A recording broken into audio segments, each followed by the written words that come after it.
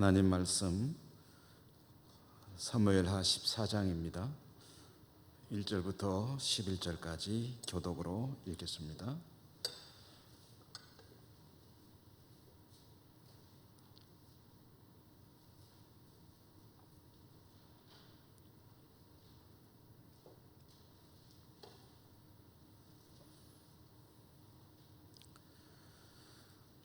스루야의 아들 요압이 왕의 마음이 압살롬에게로 향하는 줄 알고 교와에게 사람을 보내 거기서 지혜로운 여인 하나를 데려다가 그에게 이르되 너는 상주가 된 것처럼 상복을 입고 기름을 바르지 말고 죽은 사람을 위하여 오래 슬퍼하는 여인같이 하고 왕께 들어가서 그에게 이러이러하게 말하라고 요압이 그의 입에 할 말을 넣어 주니라.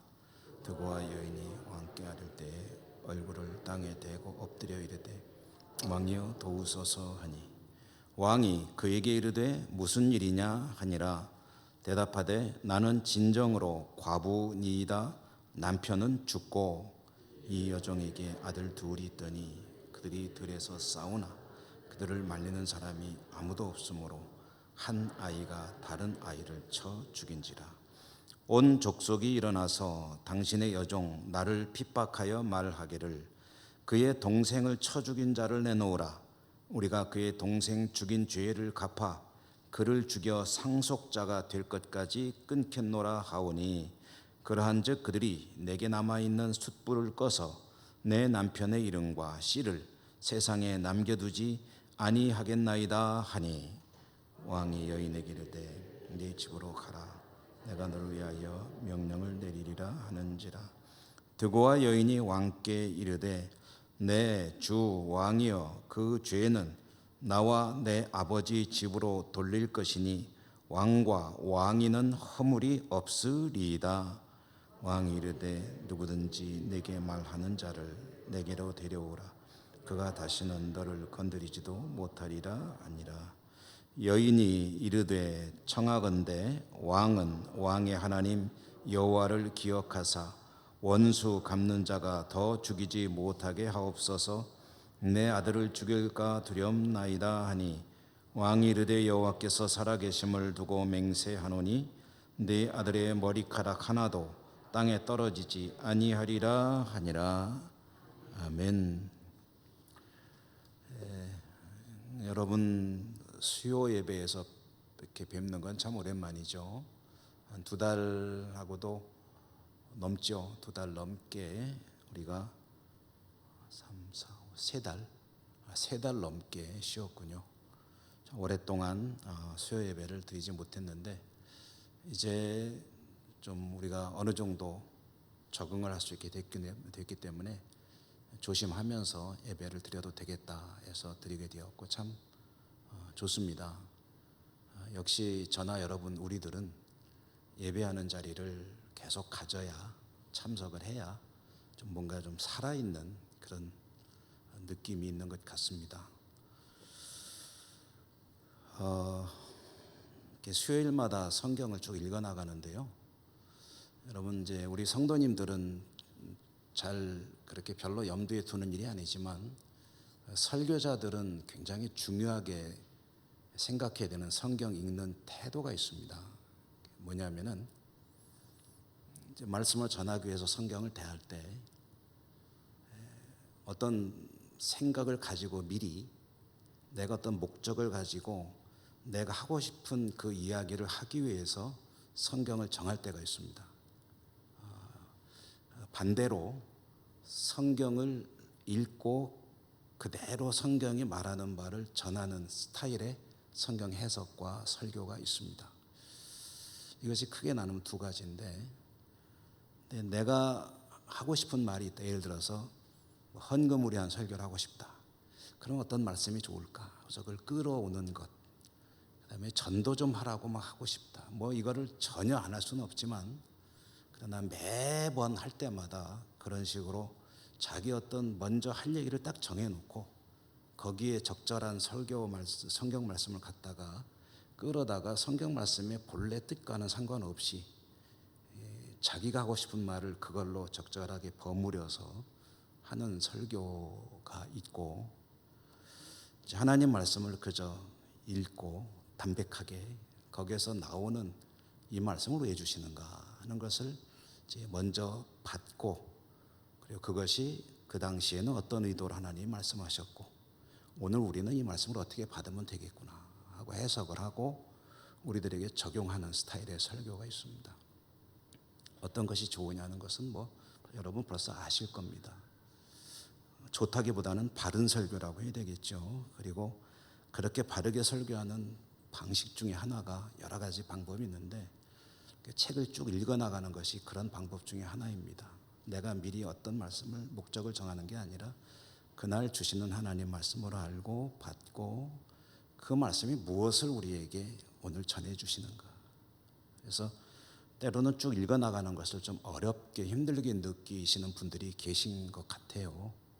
그런데 이것이 상당히 성경적으로 말씀을 전하고 듣고 그리고 말씀 앞에 나아가는 그런 중요한 방법 중에 하나라는 것을 늘 생각하시면서 쭉 읽어나가는 이 성경 읽기 방식이 장점이 많으니까 그렇게 생각하시고 이 말씀을 함께 나누시면 좋겠습니다. 이제 사무엘하를 읽기 시작한 지 18번째가 됐습니다. 우리가 상당히 오랜 기간을 쉬었기 때문에 이게 쭉 이어지는 말씀인데, 그래서 앞에 나오는 말씀과 맥이 이어져야 되는데 아마 여러분 별로 이제 잘 기억을 좀 못하시겠죠. 또 다 잊어버리셨을 것이고, 그래서 앞에 나오는 이야기를 간단하게 지금 오늘 말씀이 이어가기 위해서 앞에 있었던 이야기를 간략하게 요약해보면 이런 이야기였죠.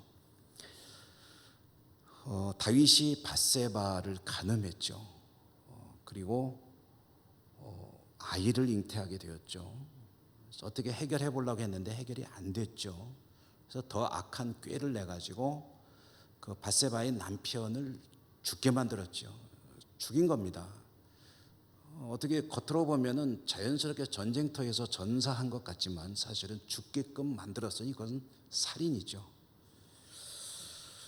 이렇게 살인을 하고 밧세바를 아예 데려다가 자기 부인을 삼고 함께 살고 아이도 낳고 해서 그렇게 사나보다 했는데 넘어가나보다 했는데 그만 아이가 죽죠. 아이가 죽고 다윗은 나단 선지자의 지적을 통해서 자기의 죄를 깨닫게 되고 하나님께 회개하고 그리고 하나님은 다윗의 죄를 용서해 주셨습니다. 자, 그런데 하나님께서 죄를 용서하셨다고 해서 모든 게 다 끝나는 건 아니에요. 다윗이 지은 죄로 인한 죄의 어떤 흔적들은 그대로 남아 있습니다. 그리고 그것 때문에 겪게 될 후유증도 어쩔 수 없이 감수해야 돼요. 하나님은 다윗의 죄를 용서하셨지만 그러나 다윗의 그 범죄로 인해서 다윗이 감수해야 될 그 후유증으로 무엇을 이야기하셨냐면 너의 집안에 칼이 끊이지 않을 것이다. 피가 끊이지 않을 것이다. 라고 이제 말씀을 하신 거예요. 그거는 용서와 상관없이 다윗이 자기가 저지른 과오로 인해서 감수할 수밖에 없는 겁니다. 하나님이 그것까지 막아주셔야 되는 거 아니냐? 그건 아니에요. 그런 경우도 있지만 그러나 대체로 하나님은 거기에 대해서 심판은 하지 않으시지만 그러나 그거로 인한 어떤 일들이 따라올 때 그것은 내가 회개했다면 받아들여야 됩니다. 그것까지 싫어요. 그것도 막아주세요. 이게 여러분 진정한 회개일까요? 잘못한 게 있으면 거기에 대한 내가 대가를 치러야 될 일은 치루어야 됩니다. 그것까지 다 막아주고 하는 거 하나님이 뒤치다꺼리 하시는 분이 아니거든요. 그리고 이제 이어서 일어난 사건이 있었죠. 뭡니까? 다윗에게 그 아들들도 있고 딸도 있고 한데 다윗의 큰아들 암논이라고 하는 아들이 이복 여동생인 다말을 마음에 두고 있다가 여러분 그 당시에 이거 불가능한 건 아닙니다. 뭐 사촌 정도면은 결혼하는 것이 이렇게 뭐 얼마든지 있었고요. 그러니까 아브라함과 사라도 그런 그 인척 관계인 것으로, 그리고 이삭의 며느리 아내를 구할 때도 자기 혈족 가운데서 구하라 일부러 보내지 않습니까? 그러니까 자기 동족 가운데서 상당히 좀 가까운 가운데 결혼하는 것은 뭐 불가능한 건 아닙니다. 이제 이복 남매이기 때문에 아마 암논은 그런 욕심을 품었던 것 같아요. 사실은 좀 이것은 쉬운 일은 아닌데, 그렇지만 아예 불가능한 것도 아니라고 생각했든지 그렇게 여동생을 마음에 담고 있다가 이제 아예 성폭행을 하는 사건이 발생하죠. 그리고 암논이 다말을 성폭행하고 성폭행한 다말을 자기 아내로 삼았더라면 몰랐을 겁니다. 책임을 졌더라면. 그런데 욕심을 자기 채우고 나니까 그냥 뭐 돌보지도 않고 그냥 바로 자기 집에서 내쫓아 버렸거든요. 그러니까 다말은 울면서 아마 옷도 다 찢어졌겠죠. 그냥 처참한 몰골로 자기 처소로 돌아가니까 그걸 이제 누가 알게 됐냐면 이복 오빠가인 암논이 아니라 자기 어머니가 같은 친오빠죠. 친오빠인 압살롬이 그걸 알게 됐다. 그래서 압살롬이 그 자초지종을 다 알게 된 다음에 그 다말에게 하는 얘기가 뭐냐면 너는 가만히 있어. 아마 조용한 말로 했을 거예요. 너는 가만히 있어. 오빠가 알아서 할게. 라고 말을 한 겁니다. 왠지 좀 으시시하죠.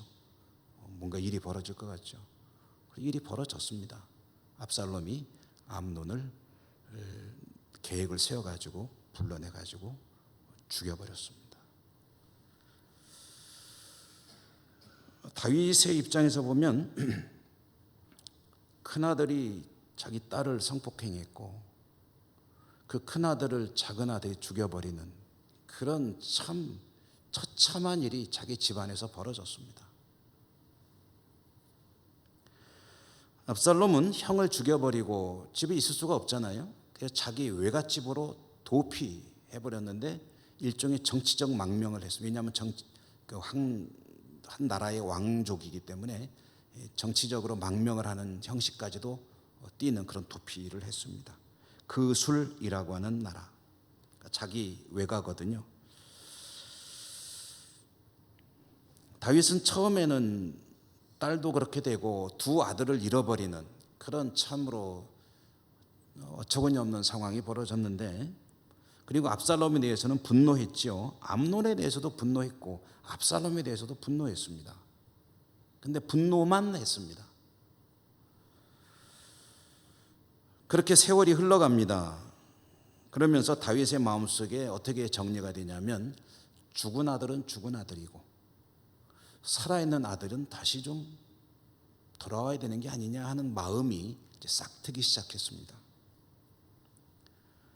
아버지로서 아들을 보고 싶은 마음도 있었을 것이고 또 어떤 현실적인 필요가 있냐면 암논이 왕위를 계승할 서열 1위의 아들인데 죽었으니까 그 다음 서열이 누구냐면 압살롬이거든요.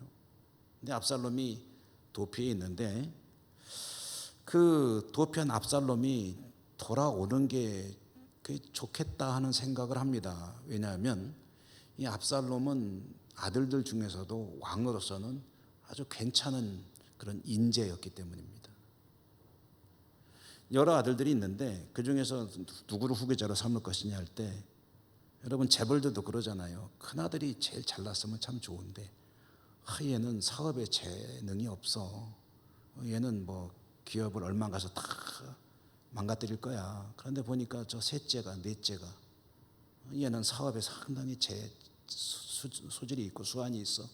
그러면 이제 그 아들을 후계자로 삼을 수도 있잖아요. 실제로 우리나라 최대의 재벌이 그런 식으로 이제 후계를 승계하지 않았습니까? 압살롬은 인물이 참 좋았습니다. 우선 이만한 인물이 없었다고 그래요. 얼마나 잘생겼는지 저도 궁금해요. 도대체 얼마나 잘생겼을까? 한번 보고 싶다.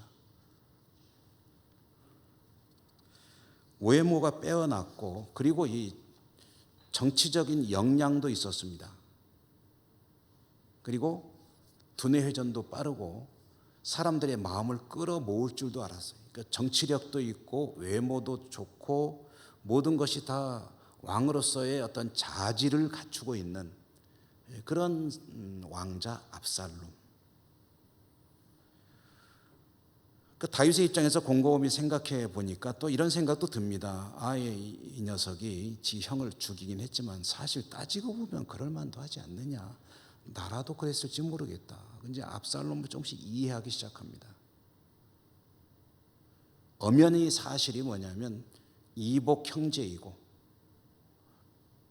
그리고 지 여동생을 그렇게 처참하게 다뤘으면 얼마나 화가 났겠냐 하고 이제 어느 정도 수긍을 하게 되고, 그렇지만 그렇다고 해서 또 이런 일을 없던 일로 쳐버릴 수는 없거든요. 그리고 마음이 다 풀린 것도 아닙니다. 그러니까 지금 다윗의 마음은 한쪽으로 정해진 게 아니죠. 용서할 수도 없고 안 할 수도 없고 다시 오라고 하고 싶은 마음도 있고 오라고 해서는 안 될 것 같기도 하고 이러지도 못하고 저러지도 못하고, 그래서 이제 막 마음에 어떤 이제 갈등을 겪고 있을 때에 그때 이런 다윗의 마음을 이제 꿰뚫어 본 사람이 있는데 누구냐면 요압 장군입니다. 오늘 우리가 읽은 말씀이지 거의 그 이야기부터 시작이 됩니다. 요압 장군. 요압은 다윗의 혈족이죠. 조카입니다. 누님의 아들.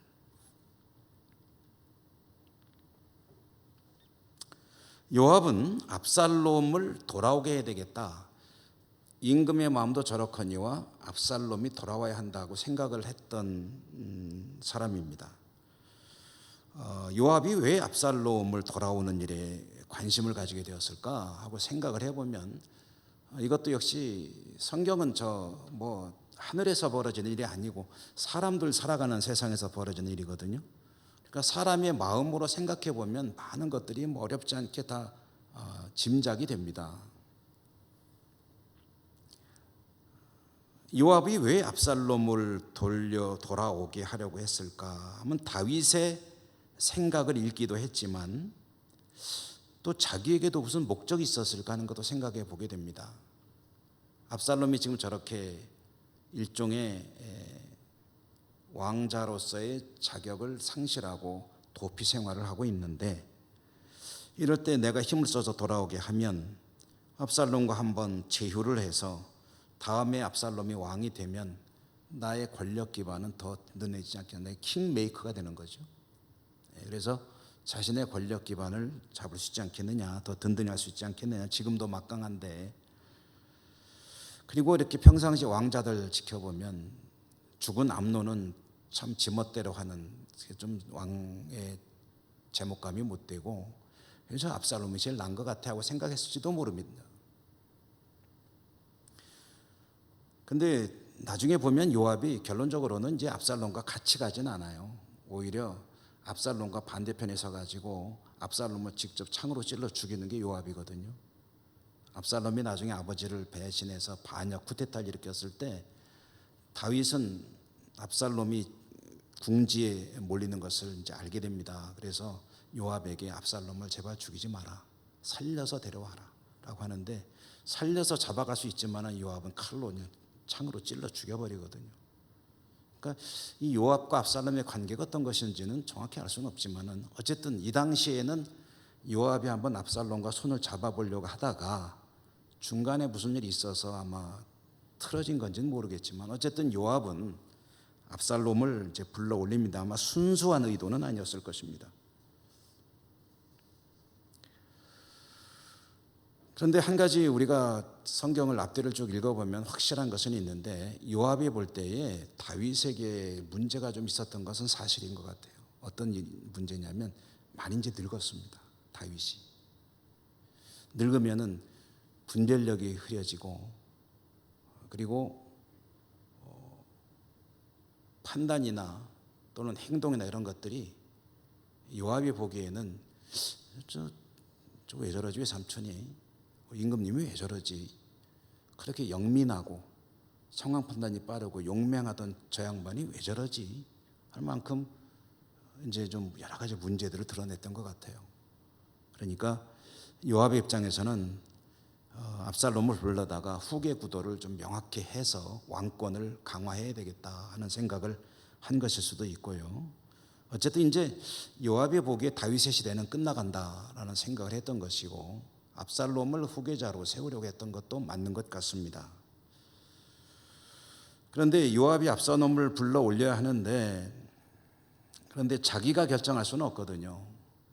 자기가 판단해서 자기가 결정해서 자기가 실행할 수는 없는 일이기 때문에 이제 압살롬이 돌아오게 하라, 압살롬을 귀환시키라 라고 하는 명령은 왕이 결정해야 되고 왕이 선포해서 명해야 되는 일인데, 근데 어떻게 하면 좋을까 하다가 오늘 여러분 읽지 않았습니까? 요압이 한 가지 꾀를 냅니다. 나단 선지자가 이 다윗이 죄를 지었을 때 찾아가서 직선적으로 당신이 잘못했어라고 말하지 않고 어떤 이야기를 통해서 다윗의 죄를 지적했던 것처럼 요압도 한 가지 꾀를 내요. 꾀를 낸데 뭐냐면 드고아에서 오늘 성경에 보면은 드고아라고 하는 곳으로 가서 한 여성을 불러왔다. 근데 그 여성이 지혜로운 여인이었다. 이 지혜로운 여인이라는 표현은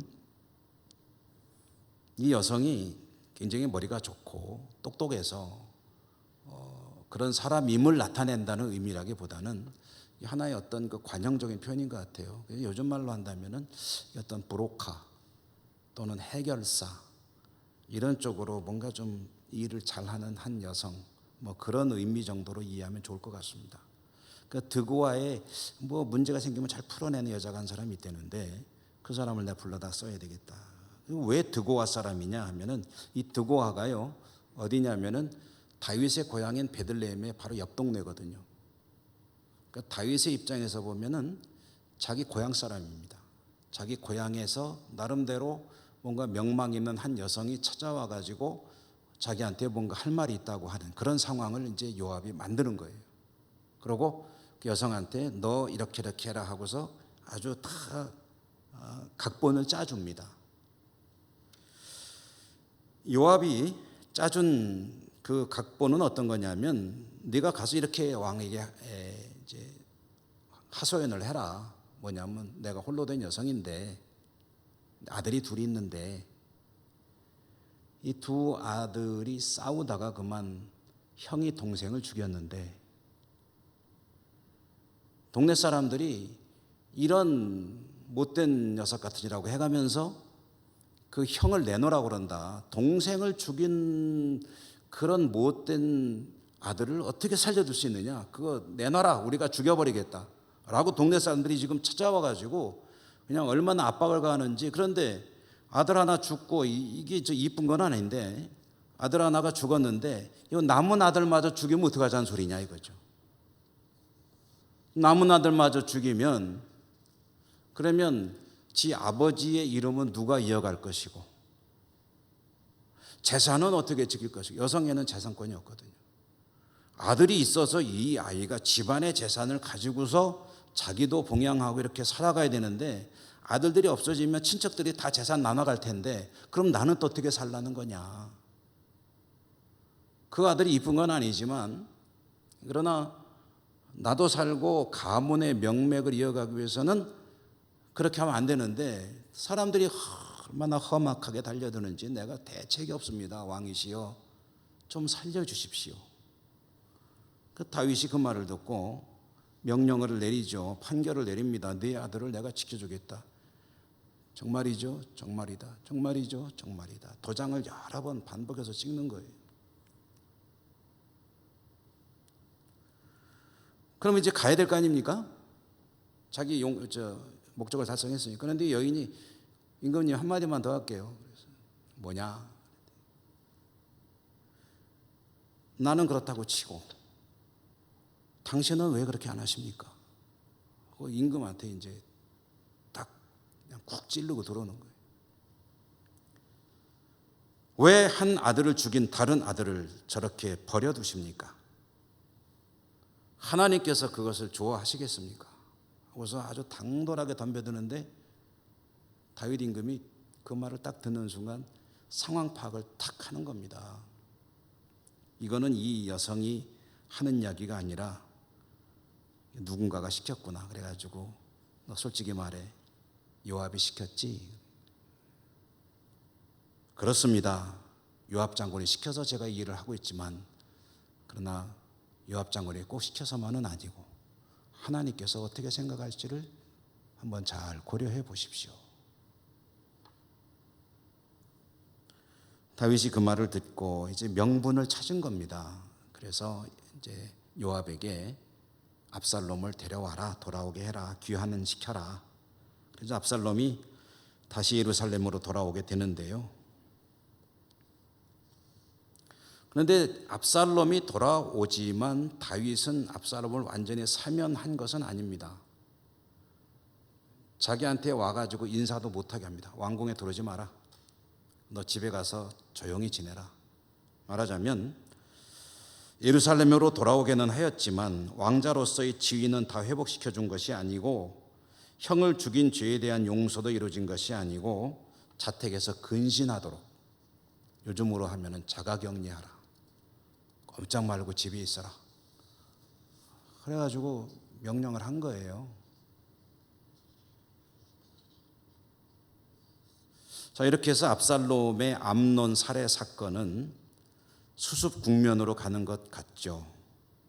그리고 사실 이 사건 자체는 왕가 일이긴 하지만은 사실 가족사입니다. 가정 내에서 일어난 일이기 때문에 비록 아들이 죽었지만 범인이 또 다른 아들이고, 죽은 아들은 용서받을 수 없는 범죄를 저질렀으니 이래저래 추악하기 짝이 없는 가정의 추문이고 추악한 사건이고, 다윗으로서도 뭐 어떻게 해야 될 뾰족한 해결 방법이 없고, 그렇게 세월이 흐르다 보니까 여기까지 오게 된 것이죠.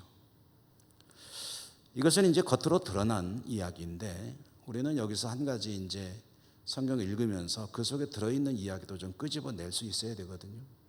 이것이 단순한 그런 압살롬이 자기 여동생에 대한 복수로서 한 일이고, 다윗이 단순히 그런 것들이 화가 나서 그렇게 조치를 한 것이냐라고 보면은 그건 아닙니다.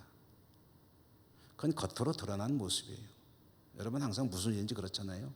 겉으로 드러나는 게 있고 속 뜻이 따로 있잖아요. 사람과 사람과의 관계도 그렇습니다. 겉으로 내가 너한테 이렇게 행동을 한다 그러면은 이것 때문에 그런 것 같지만 사실은 속에 다른 생각이 있는 경우들이 훨씬 더 많습니다. 그거를 읽을 줄 알아야 되죠. 쉬운 일은 아니지만.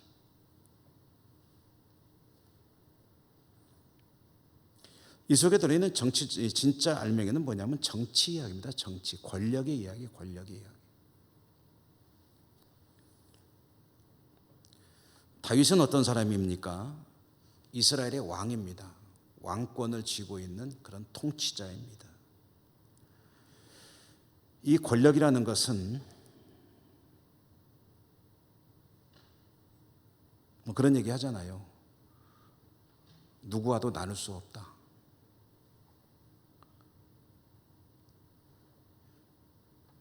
참 권력이 참 무서운 것입니다. 한번 쥐면은 절대 안 놓을 수가 없고, 또 한번 쥐었으면 나눌 수 없고, 내가 가진 것은 조금이라도 잘라서 양보할 수 없고, 그렇기 때문에 리더십의 이야기가 나올 때 자기가 가지고 있는 권력을 만약에 누군가에게, 특별히 지도자라면 자기를 보좌하는 사람들에게 권한을 나눠주는 것이 이제 리더십의 기본 중에 기본이죠. 자기가 다 좋은 거는 하고 귀찮은 거는 다 시키고 그래가면서 그 권력을 향유하면은 옆에 있는 사람들이 결코 따르질 않죠. 여러분 보십시오. 암논이 죄를 지었을 때 압살롬이 형을 죽이죠. 그런데 암논이 죽을 죄를 지은 것은 사실이지만 압살롬이 여동생에 대한 그 일 때문에, 그것 때문에만 형을 죽였느냐 하면은, 그렇게 생각하면 너무 이제 폭이 좁게 보는 것이죠. 이것은 권력 다툼이죠. 제가 이 이야기를 하면서 조선 왕조 초기 이야기를 인용했던 기억이 납니다. 조선 왕조를 개국한 태조 이성계와 또 그 아들들 중에 특별히 야심만만한 아들 이방원 태종 임금과의 어떤 부자 간의 권력 다툼, 형제 간의 권력 다툼. 그래가지고 형이 동생을 죽여버리고 이런 피 흘리는 권력 다툼이 조선 초기만 있었던 건 아니고요. 그 뒤로도 쭉 이어지고 있지 않습니까? 그러니까 왕자로 태어나서 왕이 되지 못하면 둘 중에 하나입니다. 바보가 되거나 아니면 죽거나, 바보로 살거나 죽거나. 바보로 살아도 죽임을 당할 수도 있죠. 그러니까 왕자의 운명이라는 것이 왕자 하면 좋을 것 같은데 그렇게 좋은 게 아닌 것 같아요. 다윗의 입장에서요, 여러분, 왕권을 물려줘야 할 때는 물려줄 수 있겠지만, 그러나 아직은 왕으로 있는 동안에 야망이 넘치는 아들이 있다면 이건 상당히 부담스럽습니다. 마음이 편치가 않죠. 그런데 압살롬이 그런 아들이었습니다. 야심만만한 아들 압살롬. 아버지 입장에서 잘난 아들이기 때문에 한편으로는 자랑스럽기도 한데 한편으로는 내 왕의 자리를 저 녀석이 넘보는구나 하는 생각을 하게 되면은 이 아들은 그저 이쁘기만 한 건 아니에요. 부담스럽습니다. 그리고 뭔가 좀 이렇게 견제를 하고 손아귀에 꽉 쥐고 있어야 돼요. 감히 엉뚱한 생각하지 못하도록. 그런데 그 아들이 형을 죽이고 자기 왕권 경쟁자 가장 강력한 라이벌을 죽이고 도망가 버렸습니다. 근데 도망간 데가 어디냐면 자기 외가예요. 자기 외가가 아까 말씀드렸죠. 어디라고요? 구술 왕국입니다. 이 구술 왕국은 갈릴리의 북동쪽에 있는 그런 아주 큰 나라는 아니지만 무시할 만한 나라도 아닙니다. 그런 대로 알찬 나라예요. 구술 왕국이 자기 외갓집이고 그쪽에서는 나름대로 힘께나 쓰는 그런 나라이기 때문에 다윗은 신경이 쓰이는 거예요. 만약에 압살롬이 그곳에 가서 자기 외할아버지의 지원을 받아서, 그 다음에 이 구술 왕국이 전통적으로 그 당시에 어떤 주변 상황을 알아보면 전통적으로 아람하고 굉장히 밀접한 관계를 맺은 그런 나라거든요. 우방입니다. 우방. 아람하고. 그러니까 이 아람의 지원을 이끌어내 가지고 압살롬이 만약에 전쟁이라도 일으키면 이건 골치 아파지는 겁니다. 다윗의 입장에서는 그래요. 다윗의 입장에서 제일 좋은 게 뭐냐면 압살롬이 곁에 있으면서 압살롬이 꼼짝 못하도록 계속 감시하면서 옴짝달싹 못하게 확 손에 쥐고 있는 게 제일 편합니다.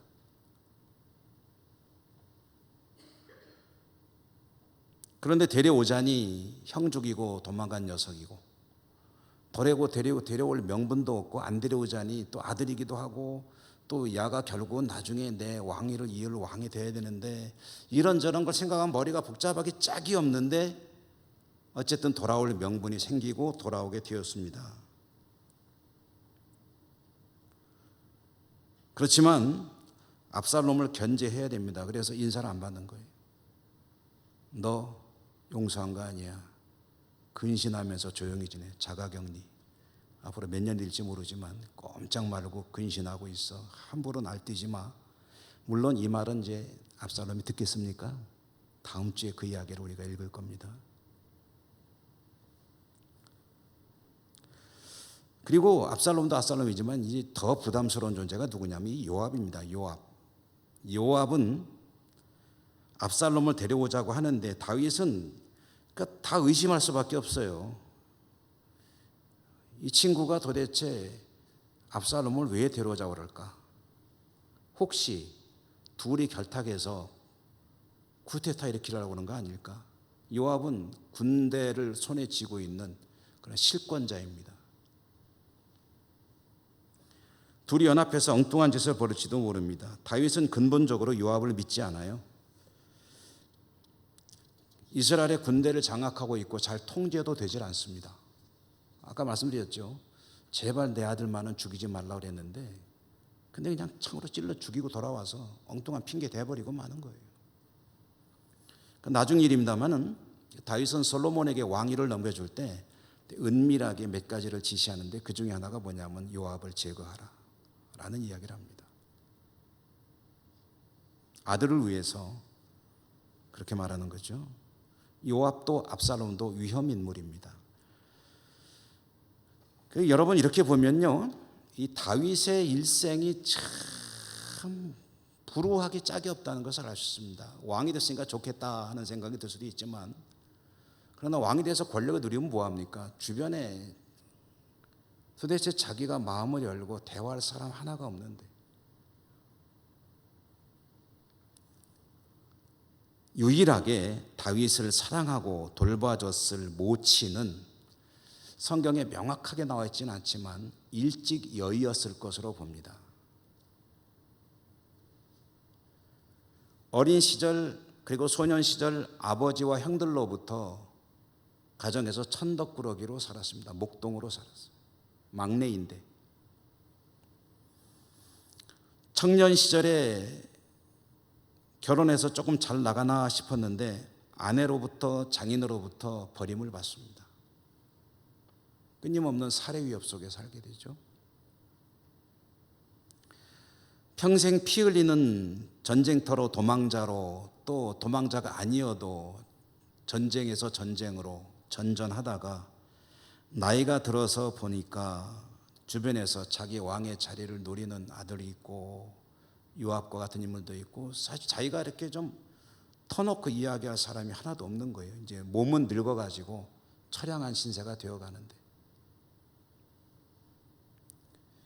얼마나 치열하게 살았고 얼마나 열심히 살았습니까만은 또 한편으로 얼마나 외로운 인생이었느냐. 여러분, 그래서 참 자기가 언제든지 마음을 열고 대화할 수 있고 상의할 수 있고 기도를 부탁할 수 있고 이런 사람이 좀 옆에 있는 거 참 그 행복한 겁니다. 한 사람이라도 있다면 그건 참 감사한 일입니다.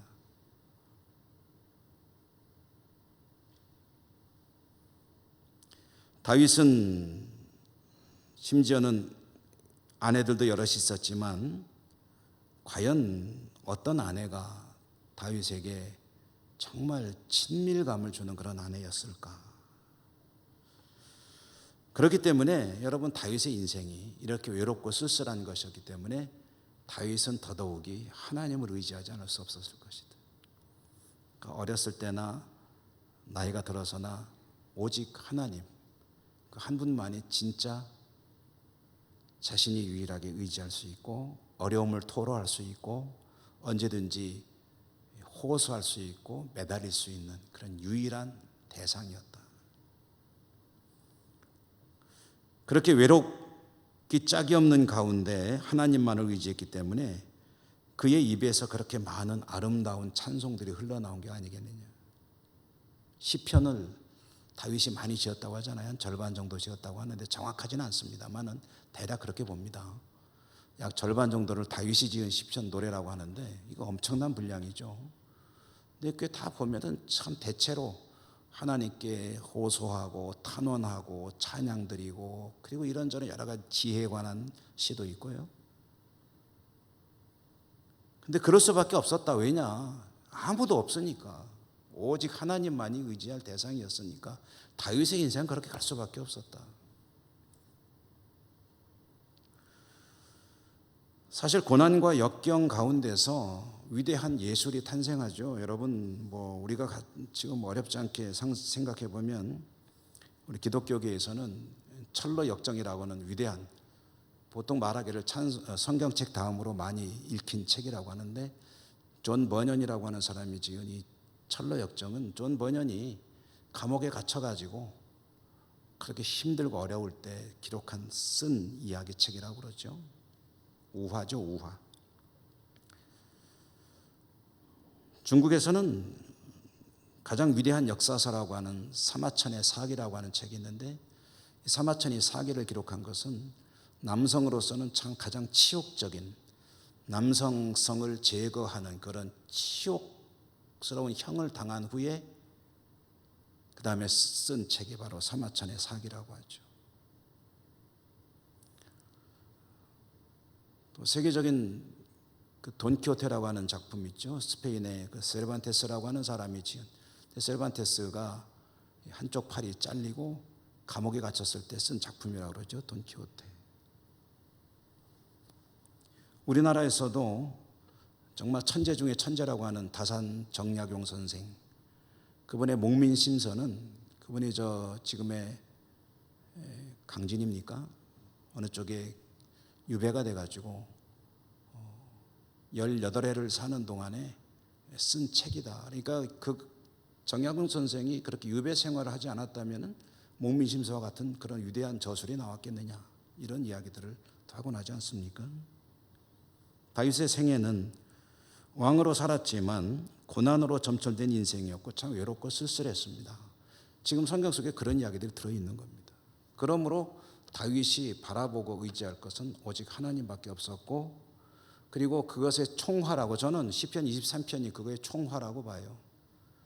그의 인생은 끊임없이 이어지는 사망의 음침한 골짜기 연속이었지만, 그러나 그는 그것을 무엇으로 받아들였느냐? 푸른 초장으로 쉴만한 물가로 받아들였다. 왜냐하면 하나님의 지팡이와 막대기가 나를 안위하심으로, 그리고 내 원수의 목전에서 내 머리에 기름을 부으시니 내 잔이 넘칩니다 라는 것은 모든 것이 다 평안하고 문제가 없고 그냥 화평하기 때문에 한 얘기가 아니라, 어떤 시련과 고난 가운데서도 하나님을 붙들고 가니까 쉴만한 물가더라, 푸른 초장이더라, 그리고 걱정할 필요가 없더라. 하나님이 나와 함께 하시니 여호와는 나의 목자시니 내게 부족함이 없으리로다. 여호와 한 분만으로 충분합니다 라는 그런 고백을 찬양으로 지어 올려드리게 된 것이죠. 여러분, 하나님을 바라보면 다른 것들이 좀 모자라도 괜찮습니다. 근데 하나님을 안 보면, 그러면 모자라는 것들이 굉장히 커 보입니다. 결국 중요한 것은 나의 시선을 어디에 집중할 것이냐, 이것이 인생의 질을 결정하는 것이죠. 다윗 이야기를 계속 읽어나가는데, 여러분, 다윗을 통해서 우리가 배울 수 있는 게 뭡니까? 다른 거 없습니다.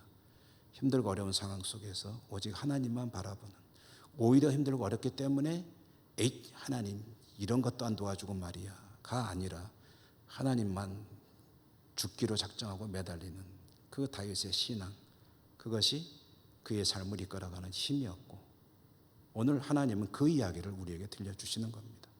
여러분에게 그런 은혜가 풍성하시기를 주님 이름으로 축원합니다. 하나님 감사합니다. 오늘도 다윗의 이야기를 읽었습니다. 하나님께서 주시는 말씀 속에 그 메시지들을 잘 듣고 깨닫고 하나님만을 의지하며 믿음으로 승리하는 저희들의 인생길 되게 해 주옵소서. 예수님 이름으로 감사하고 기도드립니다. 아멘.